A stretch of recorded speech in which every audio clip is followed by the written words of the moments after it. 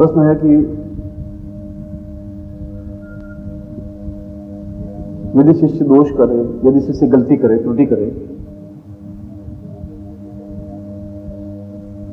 या गुरु की आज्ञा का पूरी तरह से पालन नहीं हो, तो गुरु को क्या दोष होता है, शिष्य को क्या दोष लगता है और उसका परिमार्जन कैसे है? लगभग वैसा प्रश्न है। और दूसरा प्रश्न है कि द्वैत और अद्वैत की स्थिति में कौन सी स्थिति ज्यादा श्रेयस्कर है और कैसे?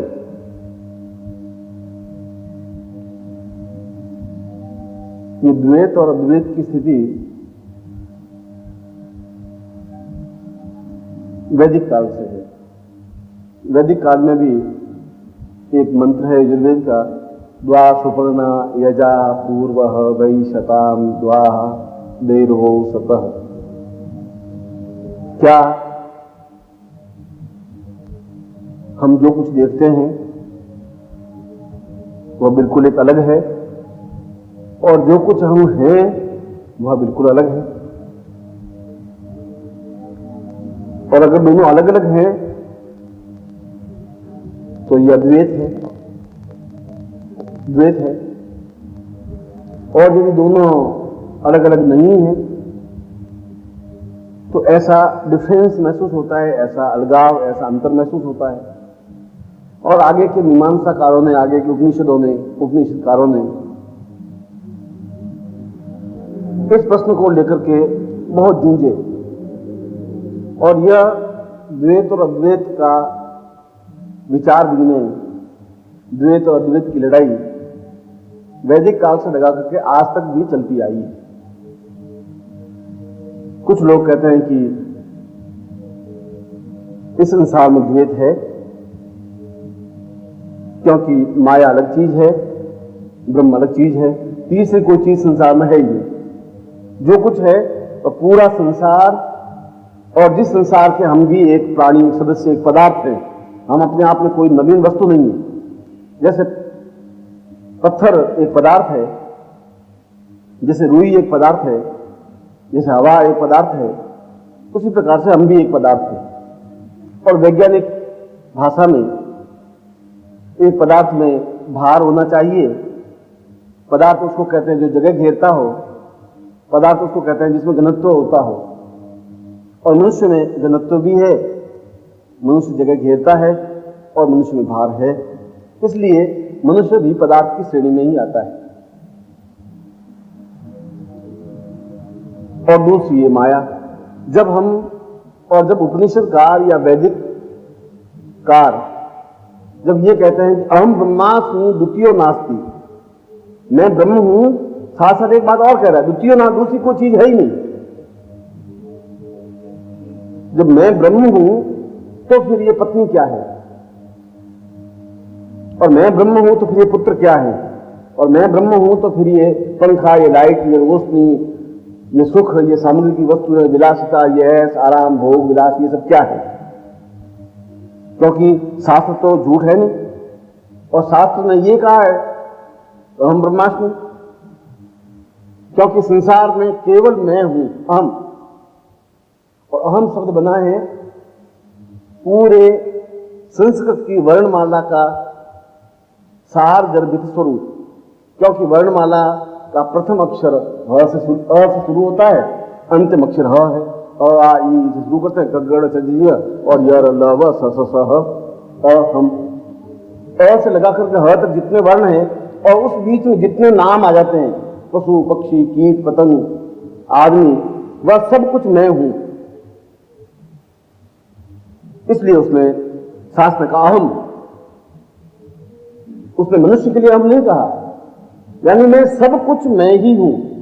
और श्री कृष्ण ने भी गीता में वही बात कही, जो अहम ब्रह्मास्मि में शब्द आया, उसी अहम की व्याख्या गीता में हुई।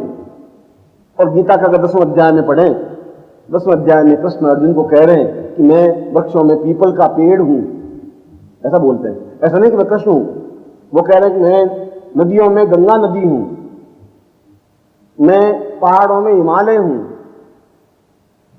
मैं धातुओं में स्वर्ण हूं, इसका मतलब, उसका कहने का मतलब है कि अहम ब्रह्मास्मि, मैं ब्रह्म हूं। और यह अगर तुम मुझे पत्ता समझ सकते हो, मुझे पेड़ समझ सकते हो, मुझे नदी समझ सकते हो, मुझे धातु समझ सकते हो, कुछ भी समझ सकते हो, ये जो कुछ है वह मैं स्वयं हूं।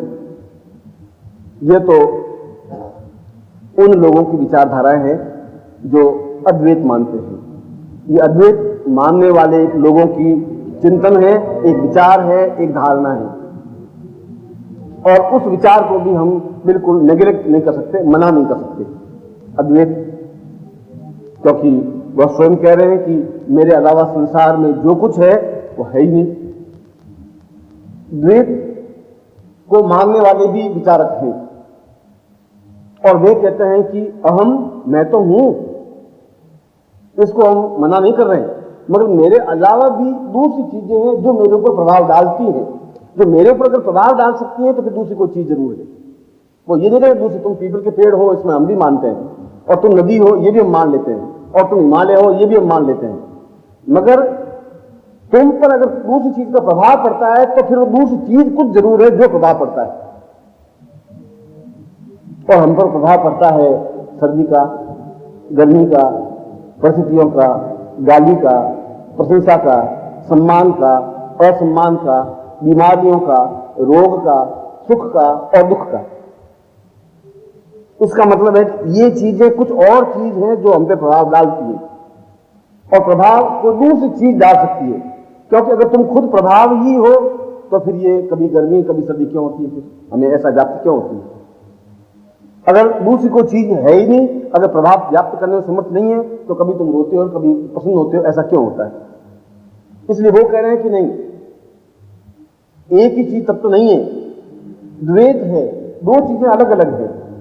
एक चीज ब्रह्म है और दूसरी वे सारी चीजें हैं जो उस ब्रह्म पे प्रभाव डालती हैं, जिनको माया कहा गया है।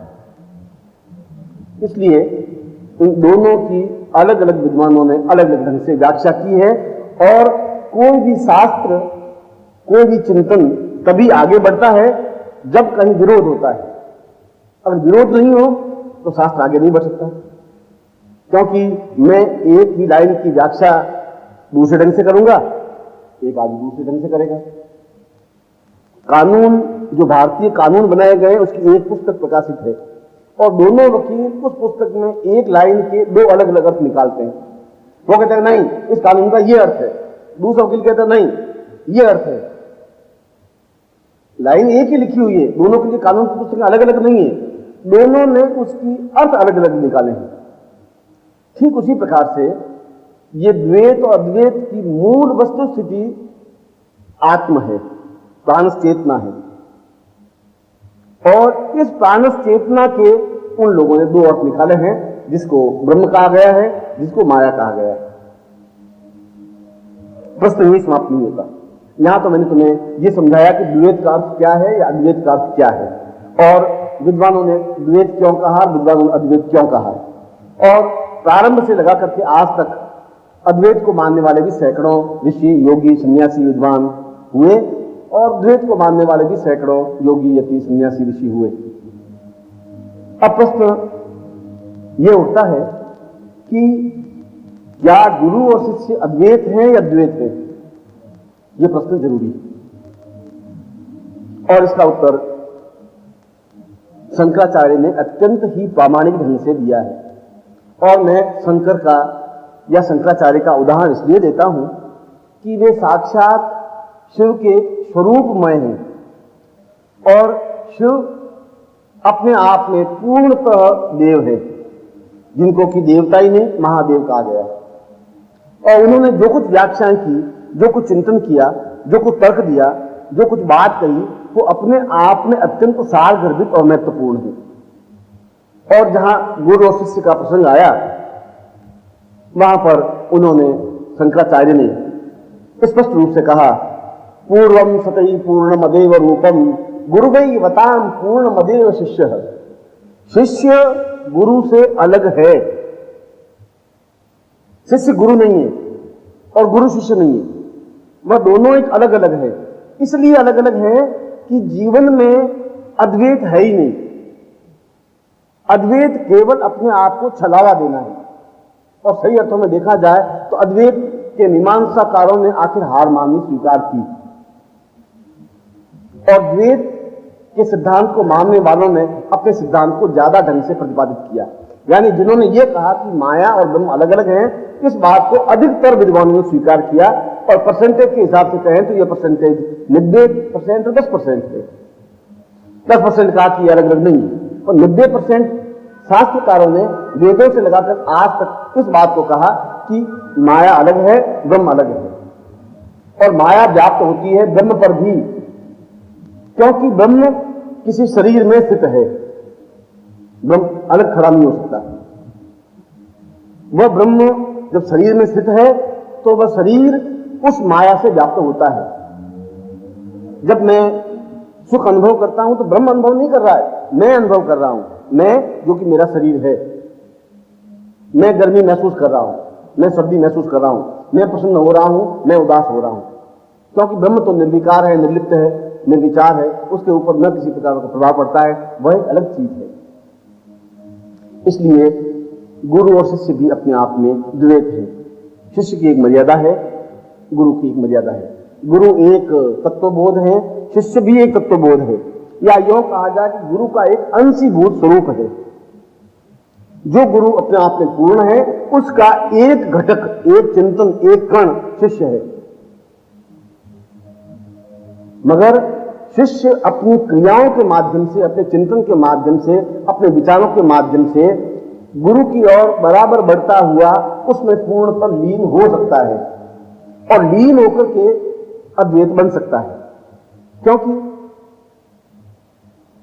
शिष्य की अपनी एक स्थिति है, क्योंकि जीवन का जो आनंद शिष्य में है वह गुरु में नहीं है। जो चिंतन शिष्य कर सकता है वह गुरु नहीं कर सकता। गुरु एक मर्यादा में बंधा हुआ है, उस मर्यादा के बाहर गुरु नहीं जा सकता। मगर शिष्य के सामने दोनों रास्ते खुले हैं, क्योंकि उसको चलने का एक रास्ता है।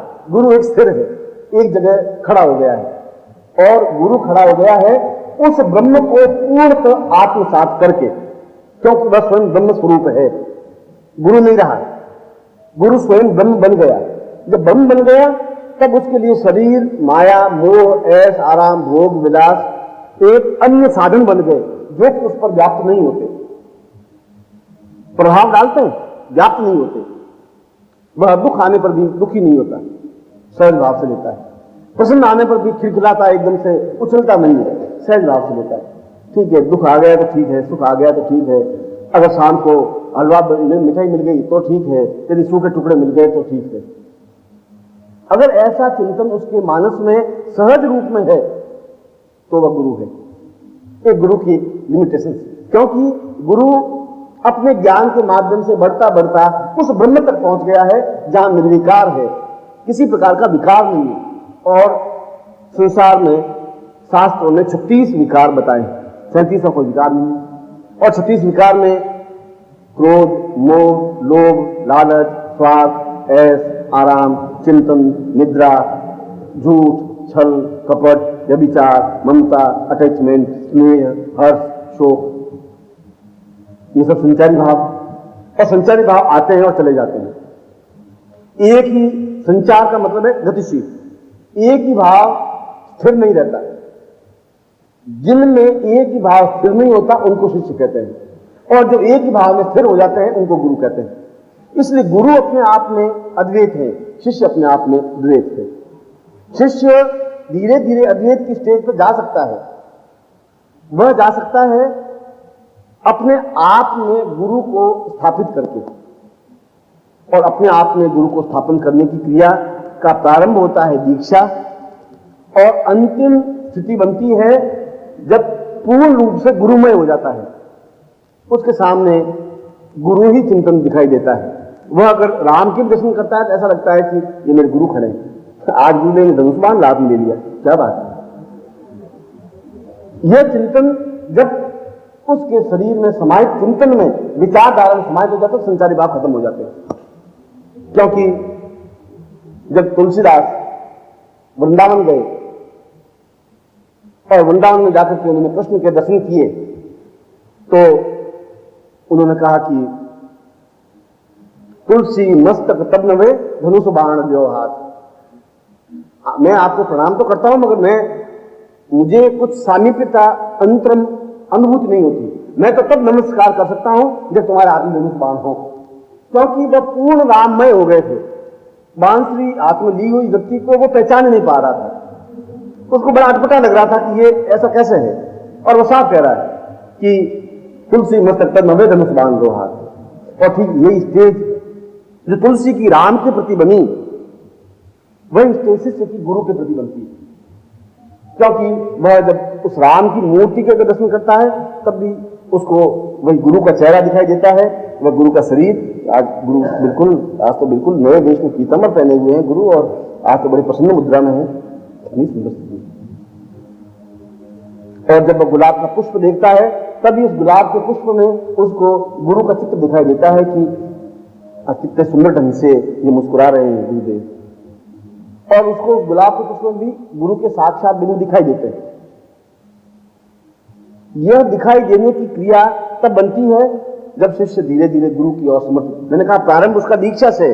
दीक्षा का मतलब है तुम धीरे धीरे शिष्य नजदीक, शिष्य का मतलब नजदीकता आना। और नजदीक की परिभाषा है बिल्कुल एक हो जाना। इसको नजदीक कहते हैं 5 फुट, फिर 4 फुट, फिर 3 फुट, फिर 2 फीट, फिर 1 फीट, फिर 1 इंच, फिर आधा इंच, शून्य। और शिष्य का मतलब है निकट, निकटतर, निकटतम और पूर्णतः हो जाना। यह शिष्य की क्रिया है। यह शिष्य का गुरुमय बनने की क्रिया है। और शिष्य की पूर्णता तब है जब वह गुरुमय बनता है। इसलिए शिष्य और गुरु दोनों अलग अलग हैं, बीच में डिफरेंस है। वह डिफरेंस 5 फीट का हो सकता है, वह डिफरेंस 3 फीट का हो सकता है। यह डिफरेंस 5 फुट या 3 फुट का क्यों होता है? क्योंकि जिसमें जितने ही संचारी भाव ज्यादा होंगे वह उतना ही गुरु से दूर रहेगा। क्योंकि अगर क्रोध आएगा, कभी उसको स्वार्थ आएगा, कभी उसका चिंतन आएगा, कभी वो उदास रहेगा, तो वो सारा उसका जीवन का क्षण है, पूरा दिन उन संचारी भावों में व्यतीत हो जाएगा। तो उदास है, बहुत परेशान, ये ऐसा हो गया, ऐसा। अब वो उसमें गुरु पद छूट गया उसका। वो 2 घंटे जो चिंतन किया, वो 2 घंटे जो गुरुमय होना चाहिए था, वह उस चिंतन में चला गया। फिर उसके बाद कि मैं अगर एक बार 5,000 रुपये मिल जाए तो मैं ऐसा कर दूंगा। वो आधा घंटा उस 5,000 रुपये मिल जाऊंगा तो क्या कर दूंगा, आधा घंटा फिर उसमें चला गया। और फिर सोचा कि शादी हुई नहीं है, मैं शादी होती तो लोग बहुत खुश हैं। और मैं इस प्रकार की लड़ाई झगड़े नहीं करता जो लोग शादी करते हैं। मैं शादी करने के बाद उसको इतना सुखी रखता, 2 घंटे उसमें खर्च हो गए। और संचारी भाव आएंगे। ये संचारी भाव उसको घेरे रखते हैं। और घंटे तो 24 ही हैं, और उन 24 घंटों में 12 घंटे नींद के। उन 12, इसका मतलब है तुम्हारे 60 साल की अगर उम्र है भी तो 60 साल की उम्र में 15 साल तुम्हारी बाल्यावस्था के चले गए जो तुम्हारे हाथ में थे ही नहीं। तुम्हें निकल पहनना आता ही नहीं था, तुम्हें खाना आता नहीं था, तुम्हें पीना नहीं आता था। तुम्हारी मां तुम्हें खाना पीना सिखाया, तुम्हें चलना सिखाया, तुम्हें बैठना सिखाया, बोलना सिखाया। 15 साल की अवस्था तो वो चली गई। पीछे रहे तुम्हारे 44 साल, 44 साल में 22 साल नींद में चले गए। पीछे रहे तुम्हारे 22 साल, और उस 22 साल में भी अगर तुम 20 साल इन संचारी भावों में व्यतीत कर दोगे तो गुरु के हिस्से में तुम्हारी पूरी जिंदगी की 2 वर्ष मिलेंगे। और इसलिए पूरी जिंदगी बीतने पर भी गुरु और शिष्य के बीच में वो जो 5 फुट की दूरी वो बनी रहती है। इसलिए जहां उसने प्रश्न किया कि अगर गुरु शिष्य गलती करे तो, और गलती वो तभी करता है जब उसमें संचारी भाव जागृत होते हैं या उसके ऊपर संचारी भाव हावी होते हैं। और जब संचारी भाव हावी होते हैं, जितने संचारी भाव हावी होंगे उतना शिष्य कमजोर होगा, उतना शिष्यत्व से दूर होगा। क्योंकि वो संचारी भावों को हटाने के लिए एक ही क्रिया है कि वह गुरुमय बने, और गुरुमय बनने के लिए निरंतर गुरु मंत्र जाप करे। यदि आपने देखा होगा तो कुछ प्रेमी ऐसे होते हैं, अगर उस मजनू को पूछा गया कि तुमने खुदा देखा, राजा ने बुला के पूछा, तो बिल्कुल देखा। कि तुमने खुदा को देखा है? देखा है, और जी भर के देखा है। कैसा है?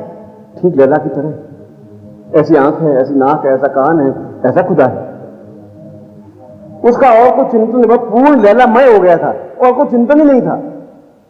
जब राजा जैसा आदमी पूछता है कि तुमने खुदा देखा है, तो हाँ देखा है, वो दम के साथ कह रहा है, और जो विवरण दे रहा है और पूरी लैला का विवरण दे रहा है। और यदि आप किसी प्रेमी को अगर आप शुरू में जो कच्चा प्यार जिसको कहते हैं, उसको आंखों में हरदम वो एक सूट तस्वीर घूमती रहती है कि जैसी है, उसके चेहरा गुलाब की तरह मुस्कुराता हुआ है, आंखें हिरनी की तरह है, वो सारी गाय भैंस बकरी हिरनी और वो सारी उस शरीर में जोड़ देता है। नारी शरीर रहता ही नहीं। उस नारी शरीर में फूल पौधे पत्तियां गुलाब और चमेली और केवड़ा मोगरा और सांप की तरह लट और खंजर की तरह आंखें और फलदार की तरह ओठ और वो सब पेड़ पक्षी पशु बना करके खड़ा कर देता अपने साथ। वो नारी शरीर कहां चला गया? वो उसके मानस में कुछ नहीं है, क्योंकि वह उसमें संचारी भाव वह जागृत हो गया। और शिष्य में जब संचारी भाव होगा, जितना भाव रहेगा उतना गुरु से दूर रहेगा। इसलिए मैंने कहा पूरी जीवन भर भी वो 5 फुट की दूरी बनी रह सकती है, और यदि चाहे तो 6 महीने में भी वह गुरु के चरणों में पहुंच सकता है। इसलिए गलती तब होती है जब उसमें संचारी भाव होते हैं। गुरु ने आज्ञा दी और तुमने पूरा किया, अब तुम उसमें संचारी भाव जोड़ोगे तब तुम्हारी दूरी 5 फुट से 6.5 फुट बन जाएगी, 1 इंच और पीछे सरकेगी, आगे क्यों नहीं बढ़ सकती, क्योंकि तुम उसमें बुद्धि लगाओ। क्योंकि गुरु ने 1 घंटे में आने के लिए कहा है तो घंटे में 1.5 घंटा बन जाएगा, तो कौन सा गुरु जी फांसी दे देंगे, ठीक है चले जाएंगे। और क्या बात है लेट कैसा है? क्योंकि मार्ग में गाड़ी पंचर हो गई थोड़ी, मगर क्या है कि वो पहिया उतर गया था, चाचा तो ठीक किया, मैं आ गया गुरु जी। और गुरु जी समझ रहे हैं ये बात नहीं होनी, अगर गुरु है तो बिल्कुल समझ रहे हैं, मगर वो समझ रहा है कि ये अभी 5 फुट था, अब ये 5 फुट 2 इंच दूरी पर है, और वो 2 इंच तुमने ही दूरी बताई। इसलिए गुरु ने तुम्हें दूरी नहीं की, तुमने अपने लक्षणों से अपने बुद्धि से और बुद्धि के अजीम से अपनी दूरी बढ़ाई, जबकि तुम्हारी ड्यूटी थी गुरु के और 2 इंच नजदीक जाना। और तुम्हें कहा ये काम करना है तो वह तुम्हें काम करना ही है, क्योंकि गुरु को ज्यादा मालूम है कि तुम्हें अपने नजदीक लाने में उसको क्या करना है। गुरु की तो केवल एक कर्तव्य, एक गुरु है, मनुष्य तो है नहीं, वह तुम्हारा पति नहीं है, वह तुम्हारी पत्नी नहीं है, वह तुम्हारा भाई नहीं है, वह तुम्हारा संबंधी नहीं है, वह तुम्हारा गुरु है। और गुरु की तो केवल एक ही कल्पना है कि वह शिष्य को अपने में समाहित करे। अगर पति हूं मैं, जिस क्षण मैं पति बनूंगा तो मैं पत्नी को उस ढंग से बात करूं, उसमें मैं गुरु नहीं हूं। जब मैं पिता बनूंगा तो मैं अपने पुत्र से उस ढंग से बात करूंगा, वहां मेरी ये क्रिया नहीं होगी कि पुत्र मुझ में लीन हो। मगर जहां मैं गुरु बनूंगा और जहां शिष्य है, वहां पर उस गुरु का केवल एक ही धर्म कर्तव्य है कि शिष्य को अपने आप अंदर लाए। वो अंदर लाने का प्रयत्न करता है और शिष्य उन संचारी भावों से दूर जाने का प्रयत्न करता है या नजदीक आने का प्रयत्न करता है। इसलिए शिष्य को सापेक्ष कहा गया है कि शिष्य प्रयत्न पूर्वक गुरु की तरफ बढ़े। ये सब लगाया है शंकराचार्य ने। मैं जो श्लोक बोला था उस श्लोक का अर्थ यह है कि शिष्य प्रयत्न पूर्वक गुरु की तरफ बढ़े और प्रयत्न पूर्वक उन संचारी भावों को हटाकर आ सकते हैं संचारी भाव, आप ही हटाए और फिर गुरु मंत्र में लीन हो जाए, फिर गुरु के चित्र की ओर नीत हो जाए। अगर और कुछ वासनाएं कुवासनाएं कुविचार कुछ चिंतन आते हैं तो हॉल में बैठ जाए, गुरु के चरणों की तरफ साफ साफ देखता रहे, और कुछ नहीं तो अपनी आंख बंद करके गुरु में अपने आप में लीन होने की क्रिया करें। और धीरे धीरे एक इंच सरकता एक क्षण ऐसा आता है कि वह गुरु में बन जाता है, क्योंकि उसको गुरु के अलावा फिर कुछ दिखाई, वह पेड़ में भी उस गुरु को देखता है। कि तुम्हारा सौभाग्य है कि तुम 4 फुट की दूरी पर ही हो। अब तुम जितने संचारी भाव कम कर सकोगे, जितने गुरु मंत्र में लीन हो सकोगे, जितने अपने मन में गुरु को धारण कर सकोगे, जितने गुरु का कार्य कर सकोगे। मशीनरी चला रहा है तो गुरु का कार्य है, गुरुमय है। गुनगुनाहट है तो गुरु की गुनगुनाहट है। कोई भजन भी गा रहा है तो गुरु का भजन गा रहा है। वो अपने आप में लीन है तो गुरु में लीन है। दिखाई देता है गुरु दिखाई देता है। ऐसी स्टेज आ सकती है, और ऐसी स्टेज आना उस ब्रह्म से साक्षात्कार करना है, और ब्रह्म से साक्षात्कार करना बुद्धत्व को प्राप्त करना है, और बुद्धत्व को प्राप्त करना जीवन के टॉप पे पहुंचना है, जहां पर आम आदमी नहीं पहुंच सकता। लाखों में से एक व्यक्ति पहुंच सकता है, 2 व्यक्ति पहुंच सकते हैं। इसलिए तुम्हारा मेरे बीच बहुत कम फासला रह गया है, और मैं दिन बहुत समय कम रह गया है। इसलिए इस फासले को हम कितना जल्दी पार कर सके ये तुम पर निर्भर है। ये संचारी भाव तो जागृत होंगे ही। तुम नहीं गाओगे तो 5 पड़ोस वाला फिल्मी गाने गाएगा, तुम उस संचारी भावों को तोड़ नहीं सकते। मगर यदि तुम बिल्कुल उसमें प्राणमय गुरुमय हो सको तो तुम्हें वे फिल्मी गाने कानों में नहीं आएंगे। मैंने किस्सा सुना था कि अकबर दोपहर के समय एकदम दोपहर हो गई तो नमाज पढ़ने का टाइम हो गया। नमाज पढ़ने का टाइम हो गया तो रास्ते पर ही उसने एक चादर बिछा दी और घुटने टेक करके अल्लाह अकबर करने लगा। उस अल्लाह के ध्यान में लीन होने लगे।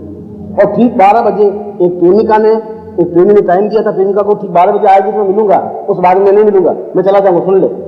और प्रेमिका एकदम से हड़बड़ाती हुई घर से निकली कि माँ बाप देखे नहीं, 5 मिनट का टाइम है, मुझे टाइम दिया है, फिर वो चला जाएगा। और दौड़ती जा रही थी और जहाँ अकबर नमाज पढ़ रहा था उसकी चादर के ऊपर पाँव रखती हुई चली गई। अकबर तो राजा पूरे भारतवर्ष का, बहुत गुस्सा आया। साली और क्या छिना, मैं खुदा की इबादत कर रहा हूँ, क्या कर रही है? खैर फिर अल्लाह अकबर करने लगे।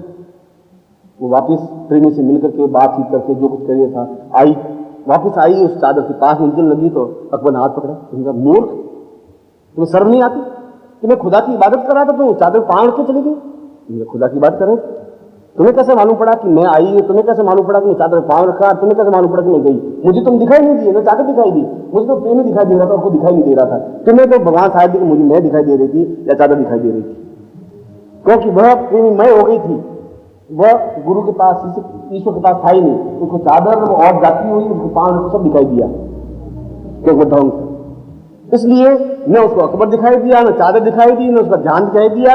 उसके आंख के सामने प्रेमी था, जाना था।